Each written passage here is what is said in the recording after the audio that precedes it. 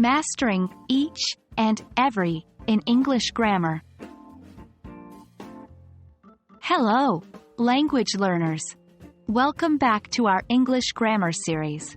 Today, we're diving deep into an essential part of English language: the use of each and every. By the end of this video, you'll have a better understanding of when and how to use these words. Before we start with examples and exercises, let's briefly talk about the key differences between each and every.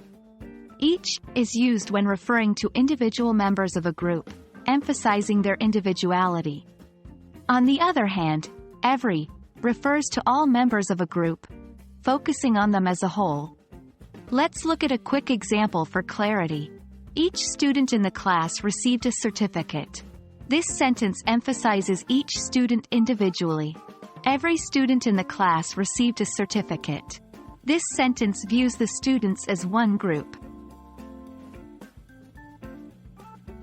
Now that we understand the basic difference, let's dig into some more examples. Each bird in the sky has its own unique flight pattern. Every bird in the sky seems to be heading south for the winter. It's time for some practice. I'll provide a sentence with a blank, and you fill in either each or every. Don't worry, we'll go over the answers afterwards. 1. _____ team in the league has a chance to win. 2. She visits her grandmother _____ weekend. 3. He checked _____ and every answer on the test. 4. I have read _____ book on that shelf. Take a moment, fill in the blanks, and we'll discuss the answers in the next section.